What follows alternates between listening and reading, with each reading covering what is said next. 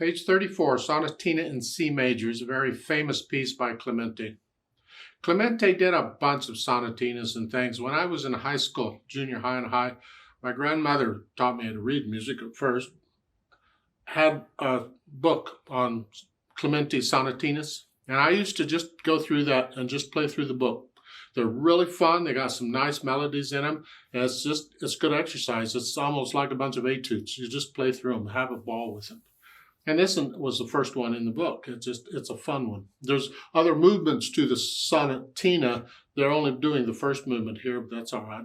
I do want to point out that they have the cadence 1, cadence 2, cadence 3. You see marked in the music.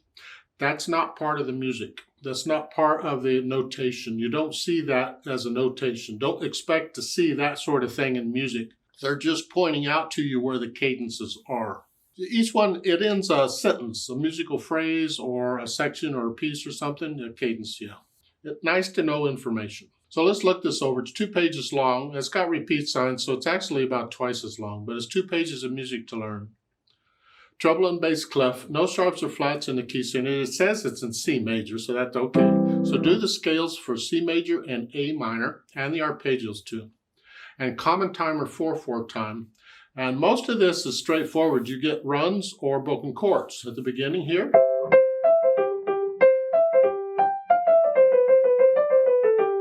And for the fingering, I do a different fingering than they do. I don't want to cross over the hand. For measure 3, I do a 3 here because this way I'm in position for the rest of it. Similar to the scale fingering here. That's all I'm doing. You do that some more. Measure 7, look out. We get this. This is thirds. Broken thirds, they're one at a time. There's a common fingering for a lot of them. And this one is 3-1-4-2-3-1. That's very common. And you go up to 1, 2, 3, 4, 1. So sometimes the black key gets in the way. So this fingering is fine. And then the scale.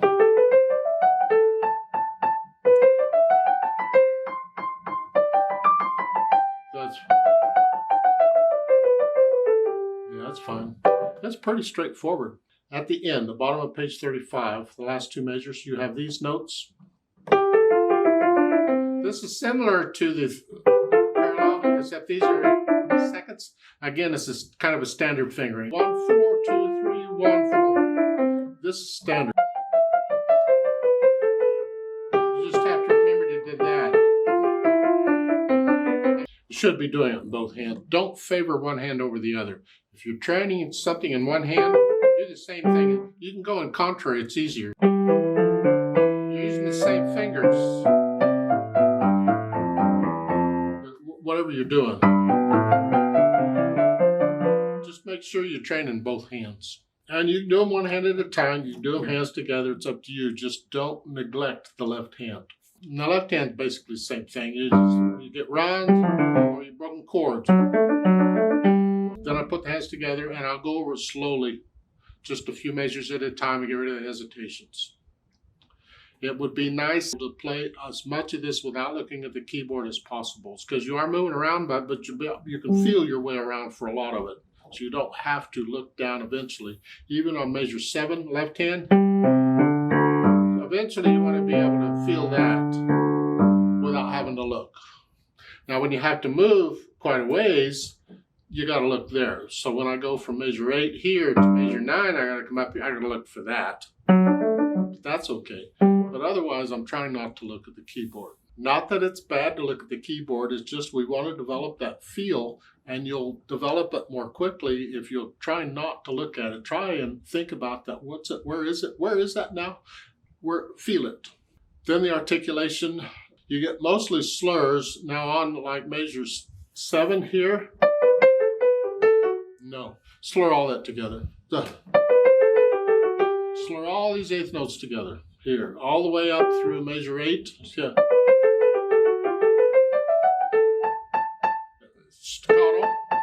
have a habit like on measure 9, I use a 5-4-5, just repeated notes, just out of habit. So on those, out of habit, I use a 5-4-5. I think it's a little stronger fingering than using the same finger on all of them, especially if you get nervous. So I put in the articulation, and again, these curved lines are all slurs. I don't see any phrasing really marked in here. So a measure 13 and 14 and all that, connect all those eighth notes together. Actually, it starts at measure 12, 13 and 14, connect all those eighth notes. And the left hand, I'm going to connect it to. They do give you a slur in measure 16 in the left, and they don't anymore. I'm still going to connect all that together. Yeah. Then I add the dynamics, and that's mainly the right hand. Loud. This needs to stay down. And here, other editions will show these quarter notes as staccatos. This doesn't for some reason. You have to go back to, because different editions of the editors change things. So I have out of habit, I'll play this as staccato. So it's loud.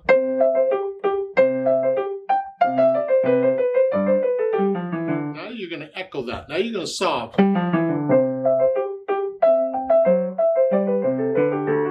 up. And on measure 9, you're loud. Here. Then come back down and go back up again. Don't go from loud to very loud. No, just come down and go up. And you're saying, wait a minute, the music doesn't say to do that. The music won't tell you everything. That's a problem. Sometimes they overlook it, they miss it, or they're just not thinking about it. In this piece, on measure 8, we're not going to crescendo. We're going to crescendo loud to loud. I'm not going to go from very loud to super loud. I'm going to come back down to loud and go back up again. And then I'm going to stay there. And it's just really very heavy. Stay relaxed. Let the wrist collapse a little bit. Because you tense up, the muscles stop working. They can't work when they're tight. Now, measure 16, you're soft. And they put an accent on measure 17. Yeah, my opinion, you don't need an accent. It has a natural accent. 1, 2, 3, 4. 1.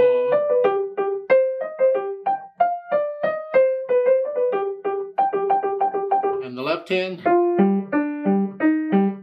want to put in the 2 note slurs, that's fine. Because it's the left hand here we want to hear. If you want to connect them, interpretation, and I can't remember now what Clementi said to do. I don't trust this edition here. But then, that's the melody now. That needs to be heard. Now, I missed it before. I measured 22 and 23 here in the right hand. They're saying 1, 2 here, and that's okay. You can do that, or you can just stay there and then cross over. That works too. Pick one and stick with it for this piece. So we add the dynamics, and then I think about the speed. And Allegro's kind of fast too. Yeah.